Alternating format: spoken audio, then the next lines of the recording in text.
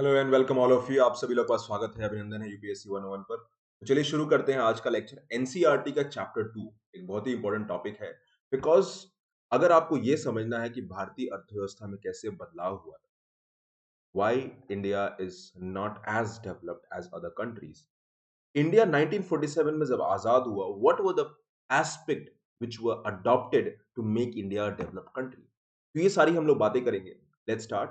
And today will be focusing on Indian economy 1950 to 1990। ठीक है, तो सबसे इंपॉर्टेंट टॉपिक है। इसको हम लोग दो पार्ट में, part one and part two में डिवाइड करेंगे। Today will B part one और फिर हम पार्ट टू को बात करेंगे। सो जैसा आपने कहा कि देखा कि आपने, हम लोग इस फेज में इकोनॉमी को डिस्कस करेंगे नेक्स्ट टू लेक्चर्स में, today and tomorrow. Now basically the idea of developing India, हमको भारत को डेवलप करना। We have to develop India as per the expectation and aspirations of the people of the country. Bharat के लोगों की आकांक्षाओं, अपेक्षा पे उतरना बहुत जरूरी था। We wanted to make India a developed country, एक विकसित देश बनाना था, एक इंडस्ट्रियलाइज नेशन बनाना। After 200 years of British misrule, शायद ये जरूरी था हमारे लिए समझना कि हमारी अर्थव्यवस्था को हम कैसे रास्ता दें and what should be the model of development.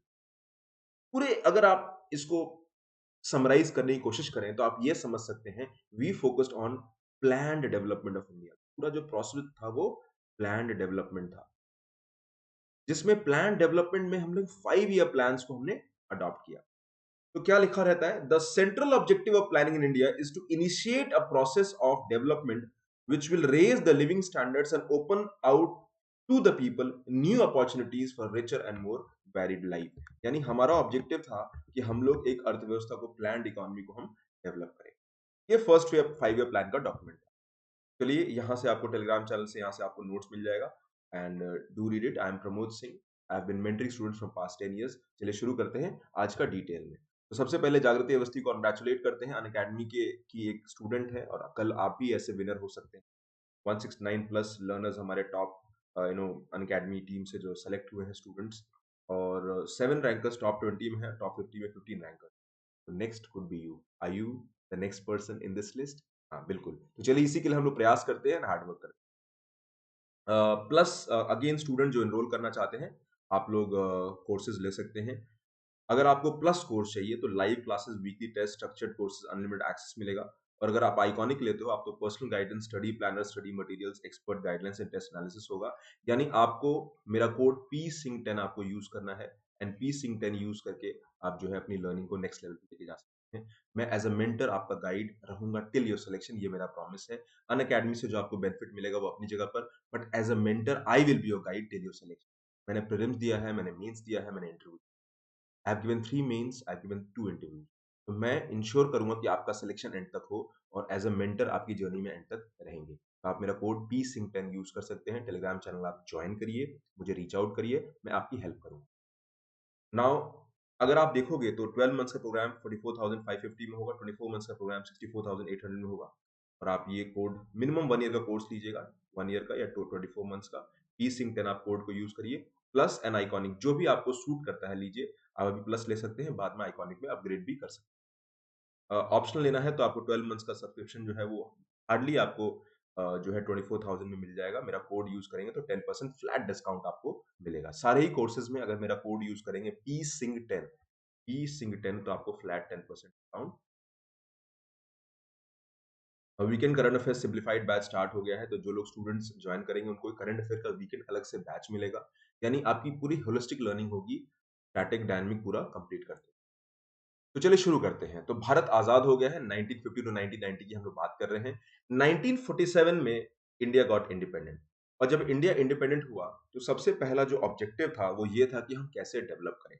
The leader of independent India had to decide what type of economic system is suitable for the nation. अब अगर आप उस पूरे उस टाइम के समझने की कोशिश करिए, let's take you back in the history. अगर आप हिस्ट्री में चलते हो तो आपको दो चीजें मालूम होती हैं। पहला कि इंडिया के लिए कोई इकोनॉमिक मॉडल हमें चूज करना, ये पहली चीज है। दूसरी चीज ये है कि हम जो इकोनॉमिक मॉडल चूज करेंगे उसमें हमें ये इंश्योर करना पड़ेगा कि हमारे मॉडल में यूएसए का मॉडल होगा या यूएसआर का मॉडल होगा। तो we had two models, USA का मॉडल एंड यूएसएसआर का मॉडल। तो यूएसए का मॉडल वो होता है जो कैपिटलिस्ट इकोनॉमी का है, यानी पूंजीवादी अर्थव्यवस्था। एंड यूएसएसआर का मॉडल वो है, वो जो सोशलिस्ट इकोनॉमी या कह लीजिए कम्युनिस्ट इकोनॉमी, यानी सामंतवादी या समाजवादी अर्थव्यवस्था की हम लोग बात कर रहे हैं। अगर हम यूएसए की बात करते हैं, तो कैपिटलिस्ट सिस्टम क्या होता है? पूंजीवादी अर्थव्यवस्था में प्राइवेट प्लेयर्स इकोनॉमी को कंट्रोल करते हैं और गवर्नमेंट सिर्फ रेगुलेशन का काम करती है। गवर्नमेंट एक तरह से फैसिलिटेटर या रेगुलेटर की तरह होती है। तो हमारा ऑब्जेक्टिव है कि हमको इंडिया को डेवलप करना है, टेकिंग इनटू कंसिडरेशन कि इंडिया इन सारे मॉडल्स में जो इंडिया के लिए सबसे सूटेड मॉडल होगा वो चूज करे। But we were ruled by British, 200 साल लगभग हमको ब्रिटिश ने रूल किया, और देवर कैपिटलिस्ट। तो वो कैपिटलिस्ट सिस्टम में जो एक्सप्लॉयटेशन प्रोड्यूस हुआ, जो इनइक्वालिटी जनरेट हुई, तो कैपिटलिस्ट मॉडल तो सूटेड नहीं था, इसमें एक तरह से बिलीव था। दूसरा जो सेकंड मॉडल था, वो था सोशलिस्ट मॉडल। अगर आप देखोगे right from Dadabhai Naoroji till Subhash Chandra Bose, Jawaharlal Nehru, सभी लोग एक बात से they were agree that we should develop India, जहां पर वेलफेयर हो, जहां पर इक्वालिटी हो, जहां पे एक ऐसा समाज क्रिएट करें, there is an egalitarian order.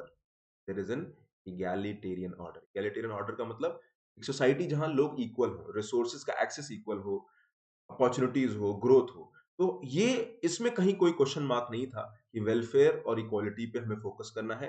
The idea is to bring justice. आपको पता होगा, जस्टिस लाना हमारे कॉन्स्टिट्यूशन में प्रियम्बल में प्रस्तावना में लिखा हुआ है। And justice should be social, economical and political. हमको जस्टिस प्रोवाइड करना है, और ये हमारा अल्टीमेट ऑब्जेक्टिव था इकोनॉमी में। तो हम कौन सा मॉडल सूट करें? यूएसए का मॉडल सूट करें या यूएसआर का मॉडल चूज? दोनों के मॉडल में अपनी अपनी अपने अपने बेनिफिट्स थे, अपने अपने चैलेंजेस थे। चलिए समझते हैं कि which economic system India choose among them. जैसा मैंने कहा, the prime objective was welfare and growth for everybody. तो ये हमारा प्राइम ऑब्जेक्टिव था। There were different type of economic system. One was socialism. तो सोशलिज्म, जैसा मैंने कहा, समाजवादी अर्थव्यवस्था। This appeal to Nehru the most. जो हमारे लीडर थे उस वक्त, Jawaharlal Nehru, he is also called as architect of India's beginning development model. यानी इंडिया का जो डेवलपमेंटल मॉडल हमने चूज किया था, उसके आर्किटेक्ट थे। India would be a socialist society with strong public sector, but also will have private property and democracy. यानी हम लोग एक सोशलिस्ट इकोनॉमी के बेसिस पे इंडिया को डेवलप करेंगे ऑल्सो, लेकिन साथ साथ प्राइवेट प्रॉपर्टी और डेमोक्रेसी ही होगा। यानी एक टर्म आया जिसको बोलते हैं फेबियन सोशलिज्म। फेबियन सोशलिज्म मतलब डेमोक्रेसी एंड सोशलिज्म का मैरिज होगा। Socialism and democracy. आप सोचते हो कि ऐसा क्यों? बिकॉज जो सोशलिस्ट कंट्रीज थी, दे वर सिंगल पार्टी रूल, और डेमोक्रेसी जो कॉन्सेप्ट था वो कैपिटलिस्ट कंट्रीज का था, वेस्टर्न नेशंस का था। आप यहां से आप सोशलिज्म उठा रहे हो यूएसएसआर मॉडल से, जहां पर गवर्नमेंट सब कुछ कंट्रोल करेगी, प्रोडक्शन करेगी। पैरेलली हमारे यहाँ प्राइवेट प्रॉपर्टी भी होगा, मतलब हम प्राइवेट को भी अलाउ करेंगे, और डेमोक्रेसी हम वेस्ट से इंपोर्ट करेंगे। ऑलरेडी इंडिया ने डेमोक्रेटिक रूल को देखा है राइट फ्रॉम, अगर आपने हिस्ट्री पढ़ा होगा, इंडियन काउंसिल एक्ट 1892 से लेके रिस्पॉन्सिबल गवर्नमेंट जब पहली बार 1919 में मॉन्टेगू चेल्मस्फॉर्म रिफॉर्म्स आए थे, फिर गवर्नमेंट ऑफ इंडिया एक्ट 1935, तो ये सारे डेमोक्रेसी से हमको हमारा एक तरह से परिचय हो गया था। We knew the benefits of democracy. So Jawaharlal Nehru believed that India has to develop with focus on socialism along with bringing private property and democracy। यानी हम सारी चीजों का बेस्ट लेंगे, प्राइवेट को भी अलाउ करेंगे, गवर्नमेंट मेजॉरिटी होगा, और डेमोक्रेसी भी होगी। यानी इंडिया का जो मॉडल था, एक तरह का नया मॉडल था, जिसको हम मिक्स्ड इकोनॉमी या मिश्रित अर्थव्यवस्था कहते हैं। तो India would plan for economy with private sector being encouraged to be a part of the planned development. यानी प्राइवेट भी होगा, गवर्नमेंट तो होगा ही, बट प्राइवेट भी होगा, और ये हमारा प्लान डेवलपमेंट का फोकस होना चाहिए। Industrial policy resolution of 1948 and DPSP reflected this outlook.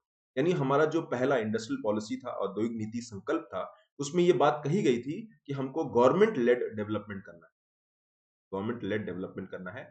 और उसमें सबसे इंपॉर्टेंट था जो पब्लिक सेक्टर यूनिट्स थे, पीएसयूज।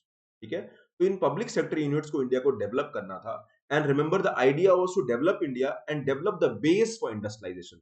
हमको भारतीय अर्थव्यवस्था में अपने बेस को डेवलप करना था, और इससे प्रभावित होके यूएसएसआर का मॉडल हमने स्टडी किया, अडॉप्ट किया, एंड प्लानिंग कमीशन क्रिएट हुआ with prime minister as chairman. तो आप देख सकते हैं प्लानिंग कमीशन ऑफ इंडिया 1950 में क्रिएट हुआ, and the era of 5 year plan, यानी पंचवर्षीय योजना का प्रोसेस स्टार्ट हुआ।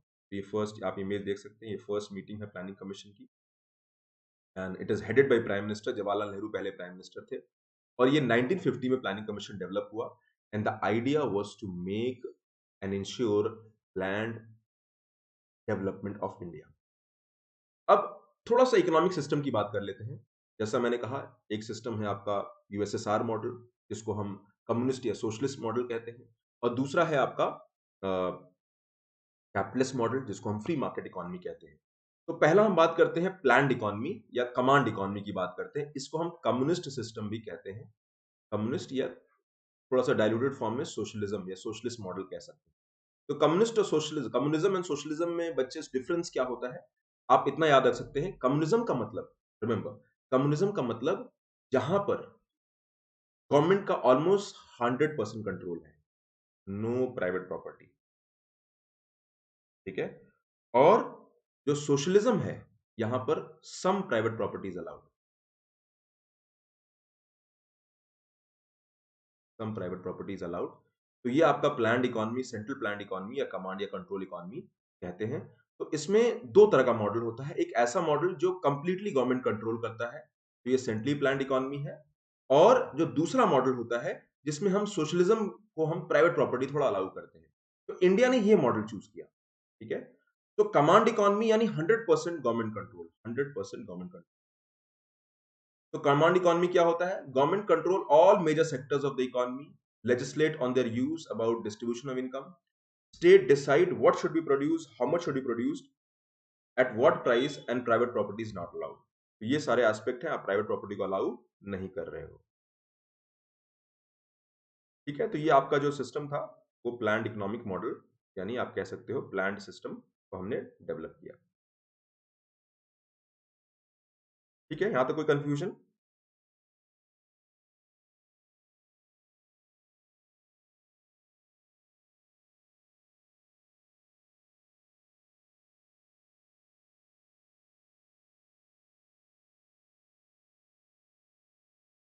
ओके, तो कमांड इकोनॉमी वो होता है, यानी कम्युनिस्ट इकोनॉमी, जहां गवर्नमेंट 100% कंट्रोल करती है। They control all major sectors of economy, legislate on their use, distribution of income, और स्टेट डिसाइड करता है कितना प्रोड्यूस होगा, how much would be produce and what at what price. यानी economy is not driven by demand and supply. Demand and supply concept नहीं होता है, जबकि कॉन्सेप्ट होता है कि हम इकोनॉमी में आपकी नीड्स को हम डिसाइड करेंगे।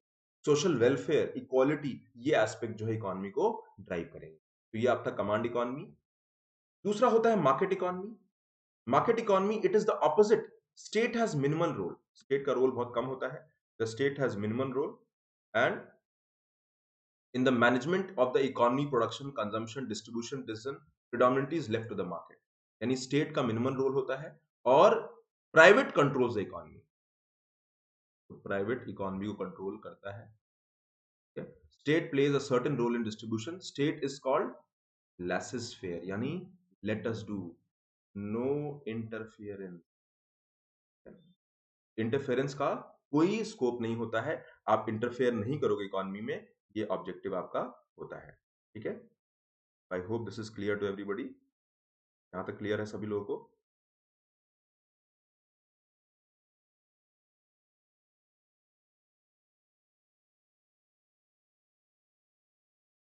तो मार्केट इकोनॉमी में लेसेस फेयर कहते हैं, free market economy.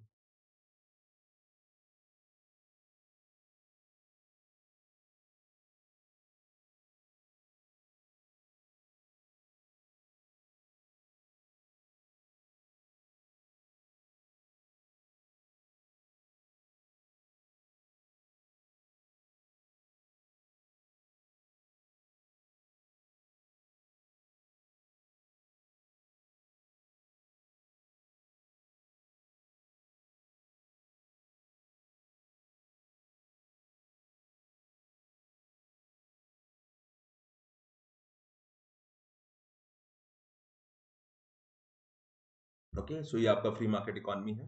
State has a minimum role, और यहां क्या होगा, प्राइवेट कंट्रोल होता है। यानी जो भी इकोनॉमी प्रोड्यूस करना है, that will be based on demand and supply. Okay, तो ये मार्केट इकोनॉमी होता है, यानी जो दूसरा मॉडल है कमांड इकोनॉमी, इसका जस्ट ऑपोजिट होता है। और मार्केट इकोनॉमी में गवर्नमेंट का रोल ऑलमोस्ट ना के बराबर होता है। Entire production, consumption, distribution is predominantly left to the market. Market जो है प्रोड्यूस करेगा। जो इस वक्त हम देखते हैं हमारी इकोनॉमी में, वो लेसेस फेयर या इसको फ्री मार्केट इकोनॉमी भी कहा जाता है। तो ये दोनों एस्पेक्ट हमारे पास थे। इंडिया ने दोनों का मिक्स चूज किया, यानी हमने कम्युनिस्ट इकोनॉमी का में थोड़ा डाइल्यूटेड वर्जन सोशलिज्म को चूज किया, जहां प्राइवेट प्रॉपर्टी अलाउड होगा।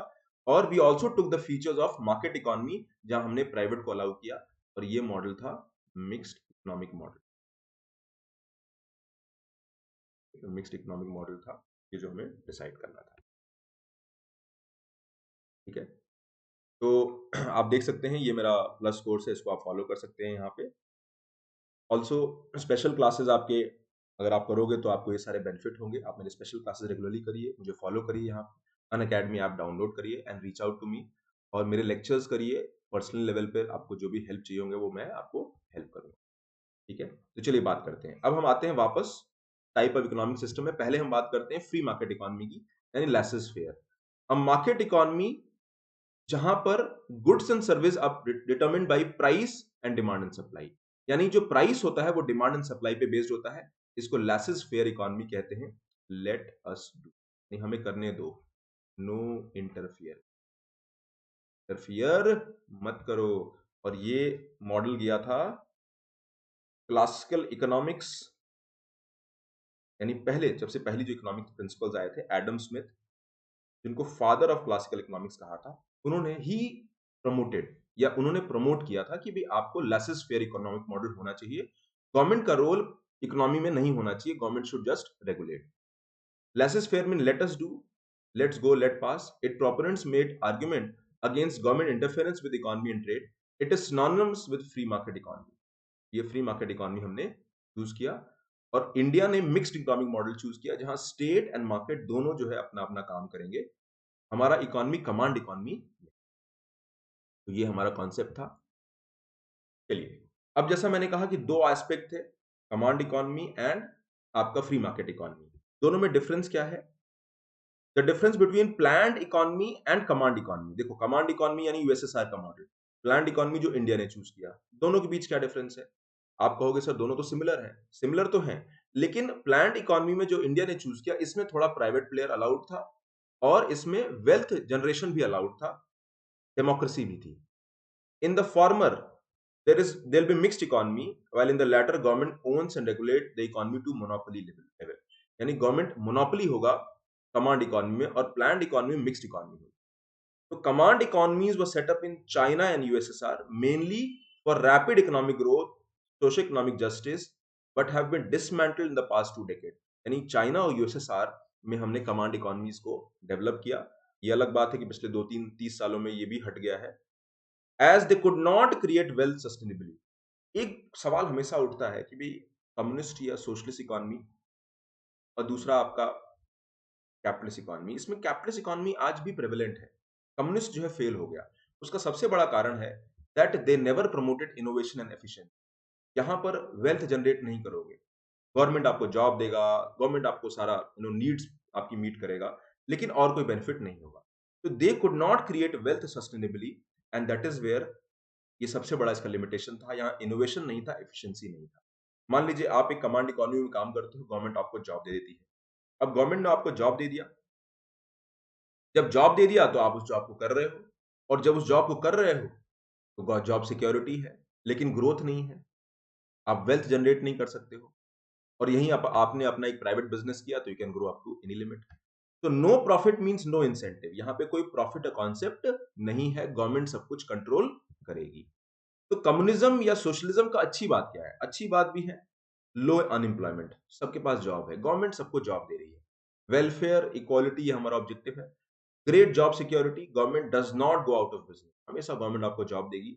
Equal income means no extremely poor people, सबकी इनकम लगभग बराबर होती है, रिच एंड पुअर कॉन्सेप्ट नहीं होता है, free health care, free medical care, free education, ये सारे आपके बेनिफिट होते हैं। तो एक गरीब ये सोचेगा कि चलो ये तो बहुत अच्छा है, गवर्नमेंट जॉब भी मिल रही है, फ्री फूड मिल रहा है, फ्री हेल्थ केयर मिल रहा है, अच्छी बात है, प्रॉब्लम तो कोई है ही नहीं। लेकिन कुछ गलतियां भी हैं, कुछ दिक्कतें भी हैं। What are the limitations of the system? इसके लिमिटेशंस क्या हैं वो देखते हैं। What is bad about communism? Bad क्या है? No incentive to work harder, यानी आपको इंसेंटिव नहीं है, आप काम कम करो या ज्यादा करो, सैलरी तो उतनी मिलनी है। नो इंसेंटिव टू इनोवेट और कम विद गुड आइडियाज, यानी गुड आइडियाज कैसे आप लाओगे? इनोवेशन का कॉन्सेप्ट नहीं है, there is monopoly of government, government का मोनोपोली है। गवर्नमेंट जो प्रोड्यूस कर रही है फैक्ट्रीज में, कोई कंपटीशन नहीं है, कोई इंसेंटिव नहीं है कि आप इनोवेट करो। No competition means poor quality, corruption भी है, and there is no freedom, individual freedom almost lack करता है। यानी सबसे बड़ा जो लिमिटेशन है कम्युनिस्ट सिस्टम का, नो इंसेंटिव। मुझे ग्रो करना है, वेल्थ जनरेट नहीं कर सकते आप।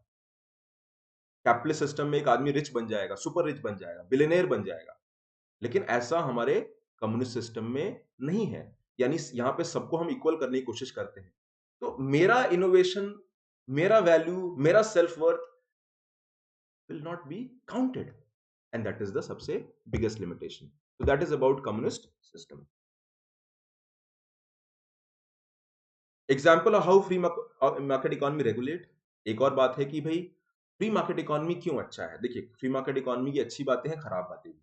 अच्छी बात यह है कि यहाँ पे कंपटीशन है, यहाँ पे आपको सर्वाइव करने के लिए हमेशा इनोवेट करना पड़ता है, इनोवेशन इज द की।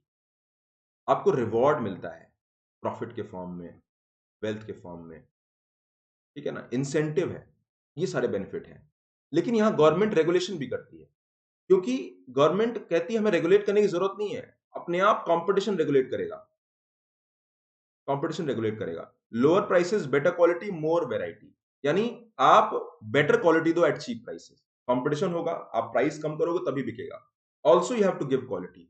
सो इसमें कंज्यूमर को एंड में बेनिफिट मिलता है। We produce goods and services that society wants and resources follow profit, यानी मोस्ट एफिशिएंट मेथड है कंज्यूमर, क्या जो कंज्यूमर चाहता है, eight lowest price and highest quality.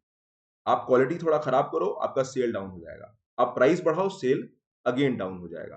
तो the idea is to provide good quality at lower price, and that is the objective of the free market economy. इसको government को regulate करने की जरूरत ही नहीं है।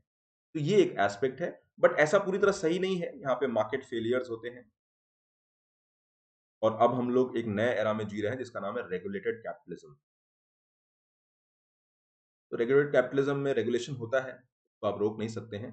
रेगुलेटेड कैपिटलिज्म में प्रॉफिट जनरेशन अलाउड है, बट आपको क्वालिटी भी देना होगा, कंपटीशन भी इंश्योर करना होगा, आपको कस्टमर का benefit is the prime objective, तो वो हमारा फोकस रहेगा।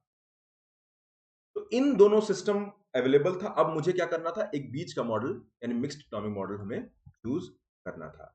So that was the aspect. अब बात करते हैं इंडिया ने क्या किया।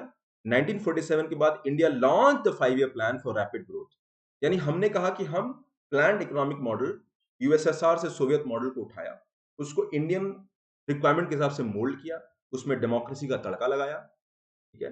साथ साथ उसमें प्राइवेट वेल्थ को भी कहा कि भाई आप वेल्थ भी आप जनरेट करो।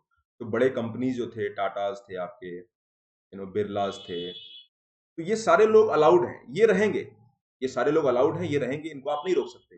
तो ये इनको भी बिजनेस करना अलाउड होगा, यानी private is allowed, but private is allowed but with regulation.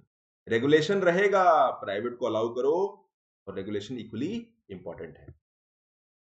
अब प्लानिंग कमीशन क्रिएट किया और 4 प्लानिंग गोल्स क्रिएट हुए, 4 प्लानिंग गोल्स आपके क्रिएट हुए। तो क्या क्या प्लानिंग गोल्स हैं, फटाक से देख लेते हैं। द फर्स्ट इज ग्रोथ, पहला है ग्रोथ, हमें ग्रोथ करना है, हमने इकोनॉमी को ग्रो करना है। Second is modernisation, third is self reliance, and fourth is social justice. तो सेल्फ रिलायंस यानी आत्मनिर्भरता, सामाजिक न्याय, आर्थिक वृद्धि, और मॉडर्नाइजेशन यानी हमको रिसर्च करना है, आर एंड डी करना है। तो let's talk about each of them. पहले हम बात करते हैं इकोनॉमिक ग्रोथ। क्या है इकोनॉमिक ग्रोथ? तो मान लीजिए हमारा जीडीपी है, अभी अगर मैं अभी की बात करता हूं, तो हमारा जीडीपी है 3 ट्रिलियन, ठीक है, जो कि लगभग आप कह सकते हो 200 लाख करोड़ के बराबर है।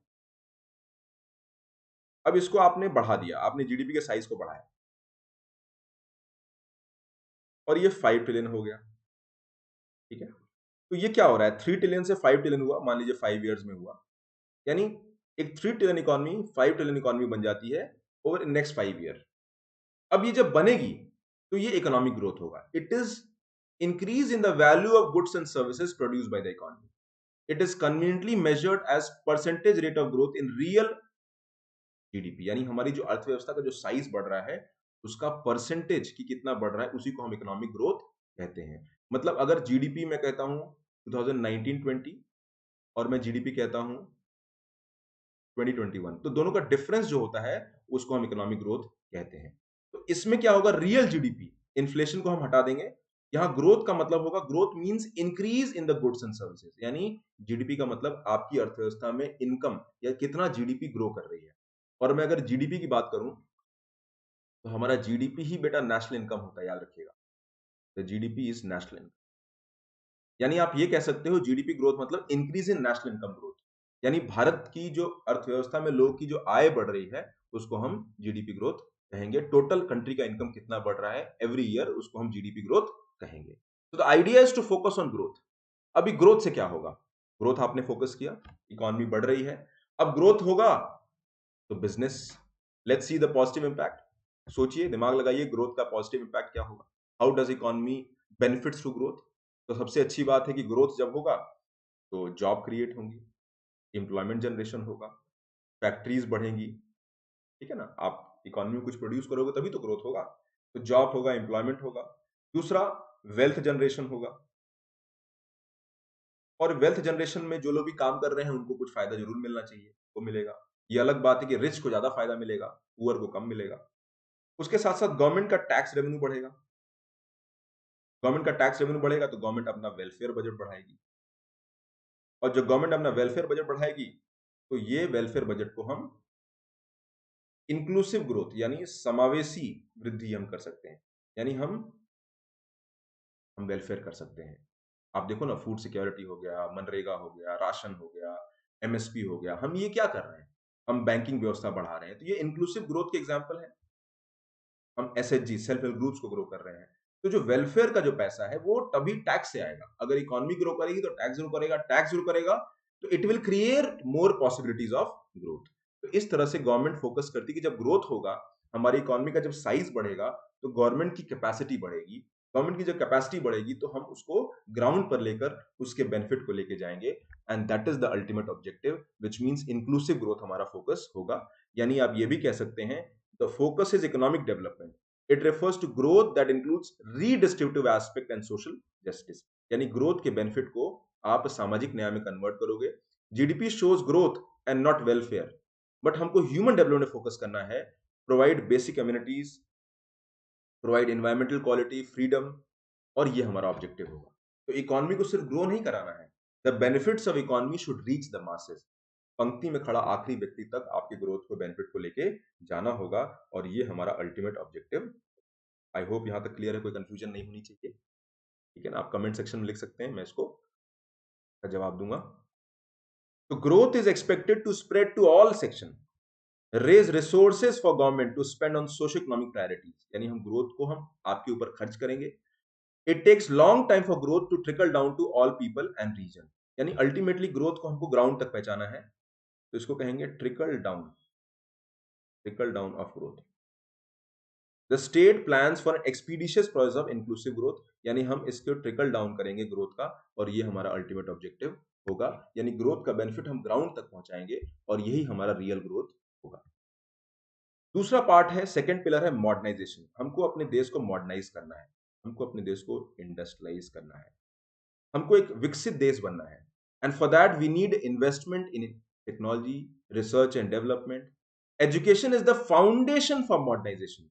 The more modernise the society, the greater the value is created by it. जितना आपका सोसाइटी मॉडर्नाइज होगा उतना वैल्यू क्रिएशन होगा, और वही हमारा फोकस है। अगर आपको याद होगा, भारत में इस वक्त इस पीरियड में हमने आईआईटीज क्रिएट किया, हमने आईआईएम्स क्रिएट किया, हमने एनआईटीज क्रिएट किया, हमने सीएसआईआर इंस्टीट्यूट, ये आपके रिसर्च इंस्टीट्यूट है, ये क्रिएट किया। तो ये सेंटर ऑफ एक्सेलेंस है सारे ये। और मेनली मॉडर्नाइजेशन में फोकस था कि टेक्नोलॉजिकल डेवलपमेंट करें, हमको pool of scientist and engineer बनाना था।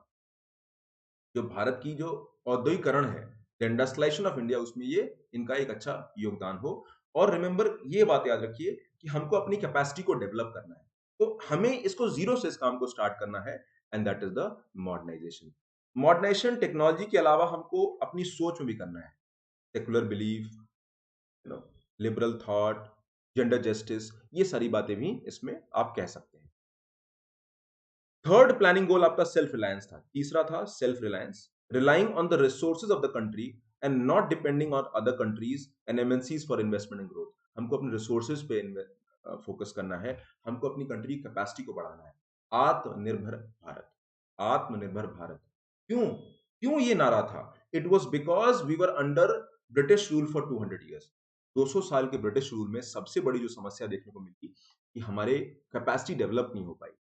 हमको क्या चाहिए? हमको आयरन चाहिए। चलो भाई, आयरन स्टील फैक्ट्री डालते हैं, भिलाई में डालते हैं, राउरकेला में डालते हैं, दुर्गापुर में डालते हैं, ठीक है ना? तो इस तरह से आपको मशीनरी चाहिए तो भारत हेवी इलेक्ट्रिकल्स लिमिटेड होगा, भारत इलेक्ट्रॉनिक्स लिमिटेड होगा, है ना? तो इस तरह से जो भी आप कहेंगे, हिंदुस्तान एंटीबायोटिक्स लिमिटेड, तो हम सारा पैसा खर्च करेंगे और मेनली ये था पीएसयू लेड ग्रोथ। भारत में 19 यू नो बिगिनिंग 1951 में 5 पीएसयूज थे और अब 300 से ज्यादा पीएसयूज हमारे इंडिया में। तो India embarked on the goal partly due to colonial experience and partly due to goal oriented to development and poverty eradication। यानी पहला जो कारण था कि हम ब्रिटिश कंट्रोल में थे 200 साल तक, तो हमको एक ताकि भी हमको डिपेंड नहीं होना है, ठीक है? और दूसरा था we have to develop and focus on poverty eradication, क्योंकि यहाँ पे वेलफेयर प्राइम ऑब्जेक्टिव होगा, याद रखिएगा। सोशलिस्ट गोल में वेलफेयर आपका प्राइम ऑब्जेक्टिव होता है। तो Nehru Mahalanobis model closed Indian economy relied on basic industries as the main plank of self reliance. Nehru Mahalanobis model ने यह कहा हम अर्थव्यवस्था को क्लोज कर देते हैं और हम सेल्फ रिलायंस पे फोकस करेंगे और हम इंडिया में खुद बनाएंगे और इंपोर्ट सब्स्टिट्यूशन करेंगे। याद रखिएगा, ये वर्ड इंपॉर्टेंट है, इंपोर्ट सब्स्टिट्यूशन। इंपोर्ट नहीं करेंगे, हम उसको भारत में ही बनाएंगे, इंपोर्ट को सब्स्टिट्यूट करेंगे। तो that was the objective of self Reliance. The term self reliance should not be confuse with self sufficiency. Self sufficiency मतलब कि हमको जरूरत ही नहीं किसी की, वो नहीं है। The self sufficiency, the former means depending on the resources of the country, avoid avoidance on external flows, when latter means country has all the resources it need. भाई हमको सेल्फ रिलायंट बनना है, यानी हमको इंटरेक्शन भी करना है, लेकिन अपनी जरूरतों को हम मीट करेंगे। लेकिन ऐसा जरूरी नहीं है कि हमारे पास सब कुछ हो। अगर हमको कोल चाहिए और भारत में नहीं तो लाना पड़ेगा, ऑयल चाहिए तो ऑयल नहीं है तो लाना पड़ेगा। तो हमको सेल्फ रिलायंट बनना है, सेल्फ सफिशिएंट नहीं बनना है। सेल्फ सफिशिएंट पॉसिबल भी नहीं है, क्योंकि सारी कंट्रीज, हर कंट्री के पास सब कुछ हो ऐसा संभव नहीं है। No country can be self sufficient, हमको सेल्फ रिलायंट बनना है। ये थर्ड आपका प्लानिंग गोल था, ठीक है? और फोर्थ प्लानिंग गोल आपका सोशल जस्टिस था। आप ये देख सकते हैं, पीसी महालनोबिस, प्रशांत चंद्र महालनोबिस, और ये इसके आर्किटेक्ट थे। इनके बारे में आप पढ़ लीजिएगा, एनसीईआरटी क्लास 11th का चैप्टर 2 में आपको ये मिल जाएगा। The fourth goal is social justice. It means inclusive and equitable growth where inequalities are not steep. यानी हमें एक सामाजिक न्याय लाना है, और जो डिवाइड है सोसाइटी में, rural urban, man women, caste divide, regional divide, digital divide, जो भी डिवाइड है उसको हमें खत्म करना है। And that would be the ultimate objective. एक समाज जहां पर जस्टिस हो, वेलफेयर हो, इक्वालिटी हो, डिग्निटी हो, रेस्पेक्ट हो, and that is a kind of society we want to. With all the above are the long-term goals of planning process. Each 5-year plan has specific objective and priorities. तो ये हमारे long term, these are 4 long term goals, इनको याद रखिएगा। और इस pillar के basis पे हम अपने 5-year plan की जर्नी 1957 से 51 से शुरू करते हैं। तो हमारा जो पहला फोकस है वो ये है कि 1950 से लेकर 1990 तक हम फोकस करेंगे और ये समझेंगे कि क्या एस्पेक्ट है। लेकिन थोड़ा सा आपको सेंट्रल प्लान्ड इकोनॉमी का टाइमलाइन बताता हूँ। तो सेंट्रल प्लान्ड इकोनॉमी का टाइमलाइन ये कहता है कि भाई हमको शुरुआती दौर में हमको हमने जो प्लान्ड इकोनॉमी को अडॉप्ट किया उसका ऑब्जेक्टिव क्या था? प्लान्ड इकोनॉमी का अडॉप्शन के पीछे ऑब्जेक्टिव था एक हिस्ट्री भी, कि अगर आप देखोगे तो Visvesvaraya plan, planned economy of India की किताब इन्होंने लिखी थी। नेहरू का जो है वो सोशलिस्ट प्लान ऑलरेडी वही इम्प्लीमेंटेड था। बॉम्बे प्लान जो इंडस्ट्रियलिस्ट ने दिया था, इनका भी सेम था कि भाई आप इंडिया को डेवलप करो, हमको बाद में मौका देना। If you see behind India's planning model, India में पूरा जो हिस्ट्री है वो भी इंपॉर्टेंट है कि हमारे साथ क्या क्या हुआ पिछले 50-60 सालों में। And remember everybody, 99% people believed that this is the way forward. कोई भी कह रहा, कोई कोई भी ये नहीं कह रहा था कि हमें कैपिटलिस्ट इकोनॉमी को अडॉप्ट करना चाहिए। आज हमारा ऑब्जेक्टिव है ये पहले 7 प्लानिंग जो टारगेट्स हैं उनको हम देखेंगे, बट इन जनरल मैं आपसे डिस्कस करूंगा। सो ये हमारे आप देख सकते हो first plan, second plan, third plan, fourth plan, fifth plan, sixth plan, seventh plan. 1951 में आपका पहला प्लान स्टार्ट हुआ था और 1990 में आपका सेवंथ प्लान जो है कंप्लीट हुआ। तो प्लानिंग हमने शुरू हो गई, भारत आजाद हो गया, हमने अपना एक प्लानिंग सिस्टम डेवलप किया। जो पहला प्लान था उसको बोलते हैं Harrod Domar model. Harrod Domar model, Harrod Domar model मतलब एक ऐसा मॉडल जहां पे इकोनॉमी में आप सेविंग्स करिए और सेविंग्स को इन्वेस्ट करिए। ठीक है, तो सेविंग एंड इन्वेस्टमेंट, जितना आप सेविंग करोगे उतना इन्वेस्टमेंट होगा, जब इन्वेस्टमेंट होगा तो लॉन्ग टर्म में आपका इकोनॉमिक ग्रोथ होगा। तो अभी हमारे पास मॉडल नहीं था, तो हमने कहा कि चलो भाई हैरड डॉमर मॉडल को हम चूज कर लेते हैं। बाद में जो रियल मॉडल था वो सेकंड प्लान से स्टार्ट हुआ। चले फर्स्ट प्लान के बारे में देखते हैं। द फर्स्ट प्लान 1951 टू 56 की बात करते हैं। इन्फ्लक्स और रेफ्यूजी, इस वक्त बहुत सारी समस्याएं थी, फूड शॉर्टेजेस, इन्फ्लेशन, महंगाई बढ़ गई थी। The main focus was agriculture, irrigation and power. यहाँ पर हमारा फोकस था कि हम इरिगेशन और पावर पे फोकस करें, मेनली एग्रीकल्चर पे फोकस करें। तो टारगेट हमारा 2.1% था और हमने जो अचीव किया वो 3.61% अचीव। तो फर्स्ट प्लान के बारे में देखते हैं। The first plan stressed more on agriculture in view of large scale import of food grain and inflationary pressures on economy. Bharat में फूड की शॉर्टेज हो गई थी, सूखा पड़ गया था और महंगाई बढ़ गई थी। दूसरा, हमें पावर और ट्रांसपोर्ट को डेवलप करना पड़ेगा, जैसे मैंने कहा कि एग्रीकल्चर से पावर और ट्रांसपोर्ट भी जुड़ा हुआ है। The annual average growth rate वो 3.61% था, जबकि टारगेट 2.1% था। इसमें जो K N Raj was the main architect of India first 5 year plan. ये के एन राज थे, ये फर्स्ट 5 ईयर प्लान के फर्स्ट प्लान के आर्किटेक्ट थे। अब रियल प्लान आप देखोगे तो सेकंड प्लान से स्टार्ट हुआ।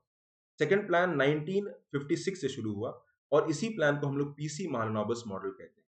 और ये मॉडल सोशलिस्ट मॉडल पे यानी यूएसएसआर के पे बेस्ड था और इसमें फोकस था रैपिड इंडस्ट्रियलाइजेशन। याद रखिए क्या कहा, मॉडर्नाइज एंड सेल्फ रिलायंस, यानी हम भारत को मॉडर्नाइज करेंगे, सेल्फ रिलायंस क्रिएट करेंगे।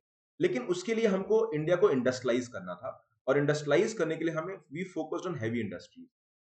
हमने हैवी इंडस्ट्रीज यानी big industries, iron steel, cement, fertiliser, heavy machinery, इस पर फोकस था। And we adopted a new industrial policy 1956। ये एनआईपी न्यू इंडस्ट्रियल पॉलिसी 1956 का पूरा ऑब्जेक्टिव क्या था कि हम भारत को आत्मनिर्भर बनाएंगे थ्रू पीएसयू लेड ग्रोथ। याद रखिएगा, प्राइवेट का रोल हम कम करने की बात कर रहे थे, हम गवर्नमेंट का रोल बढ़ाने की बात कर रहे थे। भारत को अगर डेवलप करना होगा तो प्राइवेट डेवलप नहीं करेगा, गवर्नमेंट डेवलप करेगा। Second plan, with agricultural target of previous plan achieved, major stress was on establishment of heavy industry. अब पहले प्लान के टारगेट मीट हुए तो हमें काफी खुशी थी। The rate of investment was to increase it from 7 to 11% और हमारा टारगेट 4.5% था। अचीव भी किया हमने 4.32%।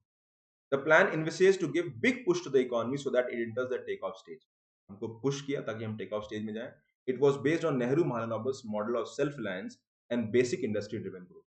यानी ये जो मॉडल था ये एक तरह का लॉपसाइडेड मॉडल था। लॉपसाइडेड मतलब हमने सारे सेक्टर से फोकस नहीं किया, हमने उन सेक्टर से फोकस किया जिससे भारत की इंडस्ट्रियलाइजेशन का प्रोसेस स्टार्ट हो। यानी आप कह सकते हो we focused on developing the base of industrialisation. Base of industrialisation हमारा फोकस होगा।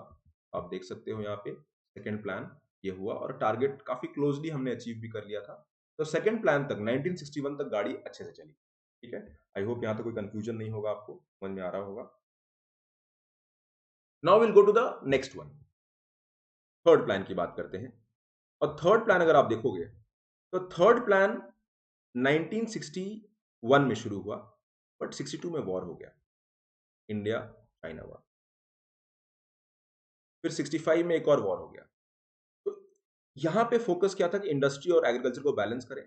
बट याद रखिएगा इंडस्ट्रियल डेवलपमेंट हमने स्टार्ट कर दिया था। The aim of third plan was to establish self sustaining economy. पहली बार हमको पैसे की आवश्यकता पड़ी, हमारे पास डॉलर नहीं था।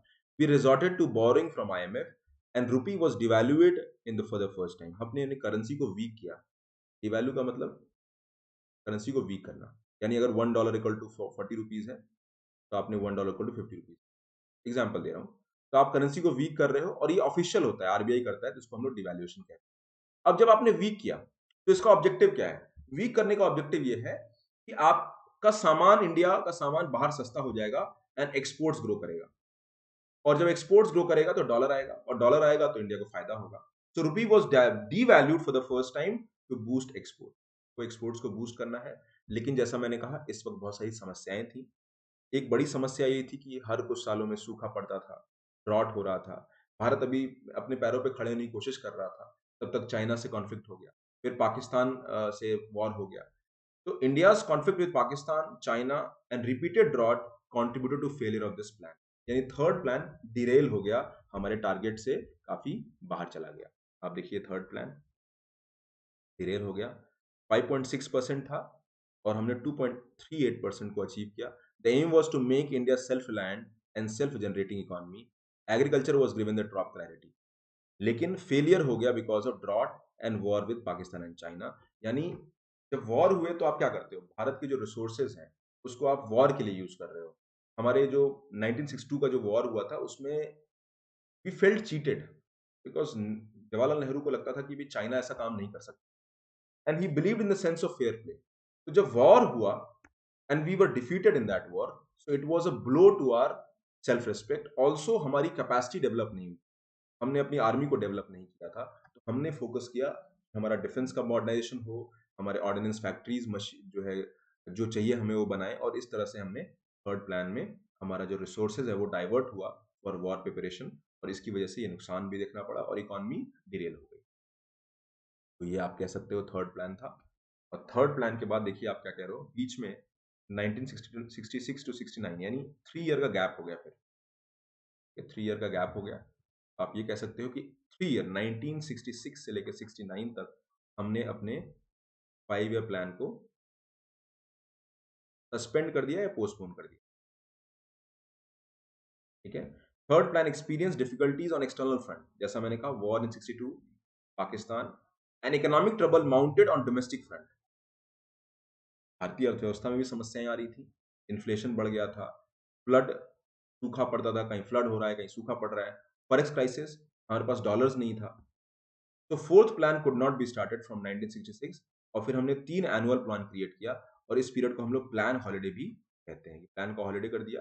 This period is called plan holiday, and that is when first 5 year plan, when 5 year plan were not implemented. तो 66, 67, 68 ये 3 साल हमने प्लान को सस्पेंड कर दिया था, और ये कह सकते हैं कि हमारा जो डेवलपमेंटल मॉडल था उसको हमने रोक दिया था। और हमने सोचा कि चलो पहले इकोनॉमी जब स्टेबलाइज हो जाएगी, चीजें जब नॉर्मल हो जाएंगी, तब हम फिर से करेंगे, क्योंकि अनसर्टेन सिचुएशन में किसी प्लान को करना बहुत मुश्किल है, क्योंकि आपका एक टारगेट जो है वो अचीव कैसे करोगे। और इसलिए हमने जो है इस प्लान को होल्ड पे डाल दिया। और फिर आता है फोर्थ प्लान, 1961 में जो है फोर्थ प्लान है। एक और बात देखने वाली है, और मैं फोर्थ प्लान को मैं अभी फर्दर डिस्कस करूंगा, बट एक बात देखने वाली है, ये जो फेज था 1966 टू 69, ये जो फेज था, एक ये फेज इस टाइम था जब इंदिरा गांधी प्राइम मिनिस्टर बनी, और या कंट्री के अंदर एक पॉलिटिकल इंस्टेबिलिटी कह लीजिए, गवर्नमेंट तो थी पर एक पॉलिटिकल इंस्टेबिलिटी थी। कांग्रेस के अंदर एक एक तरह से वर्चस्व की लड़ाई चल रही थी, इंदिरा गांधी कंट्रोल करेंगी या जो कांग्रेस सिंडिकेट थे, जो नेहरू के जूनियर्स थे, तो उनमें एक तरह का कांग्रेस के अंदर पॉलिटिकल जो है फाइट चल रही थी, और उसकी वजह से भी ये प्लान या कह लीजिए डेवलपमेंट इम्पैक्ट हो रहा था। Indira Gandhi did not had free hand to take decisions, और इसकी वजह से आप कह लीजिए कि डेवलपमेंटल मॉडल जो हमारा था उसको हमने पोस्टपोन किया। इस तरह से हुआ। फिर 1969 में फिर से इलेक्शन हुए, Indira Gandhi became the winner and she took the entire control under herself। Congress बाद में उनके कंट्रोल में पूरा पूरा 100% आ गई। तो फिर फोर्थ प्लान आया। The main objective of this plan was growth with stability. 1969 में गरीबी हटाओ का नारा उन्होंने दिया, इलेक्शन जीता उन्होंने, इलेक्शन जीता। The plan laid emphasis on improving the condition of under privilege weaker section through provision of education and employment. ठीक है, नेचुरल सी बात है, हम फोकस करेंगे। इन्होंने गरीबी हटाओ का नारा दिया, यानी हम वीकर सेक्शन को ज्यादा काम करेंगे। Reducing the fluctuation in agriculture production was also a point of emphasis in this plan। यानी हम एग्रीकल्चर प्रोडक्शन को बढ़ाएंगे, क्योंकि हर कुछ साल पे फ्लड होता था, कहीं फ्लड हो रहा है कहीं ड्रॉट यानी सूखा पड़ रहा है। तो हमारा टारगेट फिर 5.7 रखा था, लेकिन अगेन ये टारगेट अचीव नहीं हुआ, यानी ये प्लान भी फेल। अब सवाल उठता है कि ये प्लान क्यों फेल हुआ, तो उसके लिए हमको समझना पड़ेगा। देखिए टारगेट 5.7% था, अचीव किया 3.21। गरीबी हटाओ का नारा देके इंदिरा गांधी पावर में वापस आई, लेकिन सबसे पहले वॉर हुआ 1971 में, इंडो पाक वॉर, आपको याद होगा। पहला वॉर से पहले लगभग एक साल 8-10 महीने रेफ्यूजी क्राइसिस हुआ, बांग्लादेश के अंदर इंस्टेबिलिटी हुई और रेफ्यूजी क्राइसिस के कारण जो है आप जो है चीजों को वर्क नहीं कर पाए। तो रेफ्यूजी क्राइसिस देखने को मिला और रेफ्यूजी क्राइसिस में more than 10 million Bangladeshi came back to India's border. Oil crisis हुआ, ड्रॉट, सूखा पड़ गया, इस तरह से हमको प्रॉब्लम देखने को मिली। ऑयल क्राइसिस आपका 19 जो है 73 में हुआ, जहां पर ऑयल प्राइसेस जो है अनयूजली हाई हो गए। ओपेक का फॉर्मेशन 1960s में हुआ, organisation of petroleum exporting country.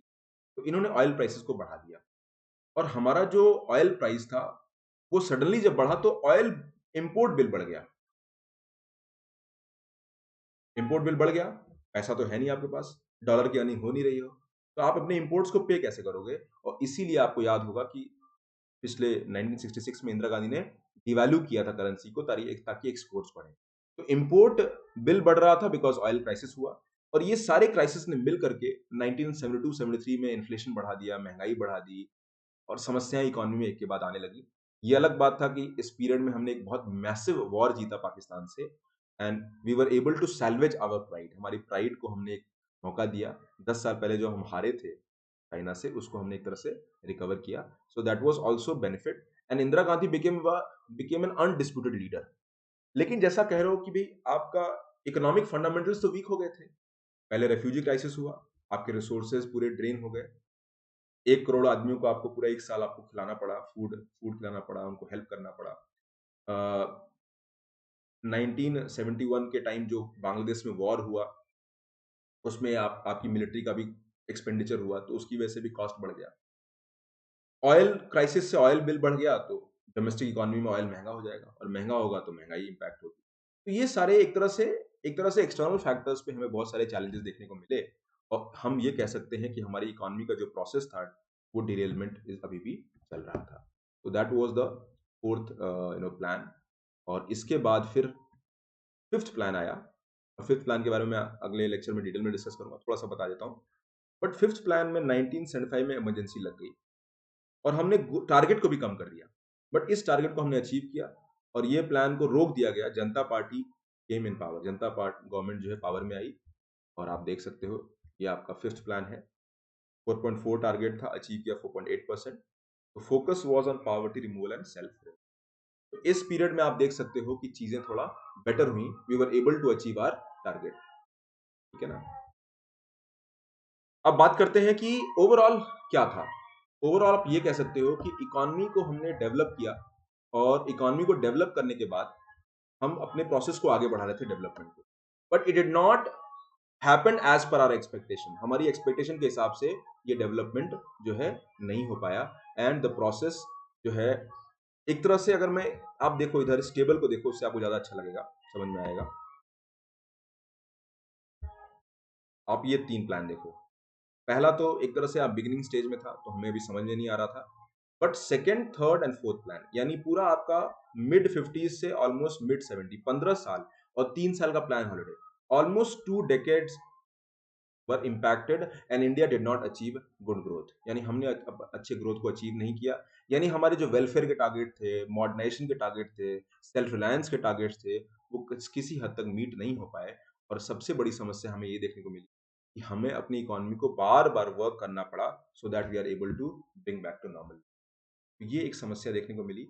और चलिए आज यहाँ रोकते हैं और कल के लेक्चर में आपको फोर्थ प्लान के आगे की मैं बात बताऊंगा, फिफ्थ, सिक्स, सेवंथ प्लान, और उसके आगे की भी हम बात करेंगे कि भाई इकोनॉमी को हमने आगे कैसे रिवाइव किया, क्या क्या चैलेंजेस आए, ये फेलियर हुए, क्या इसमें हमारे एंड पे भी कुछ कमियां थी, क्या ये हम कह सकते हैं कि सिर्फ एक्सटर्नल फैक्टर्स, महंगाई बढ़ गई, या फिर हमारे पॉलिटिकल लेवल पे भी डिसीजंस नहीं लिए गए।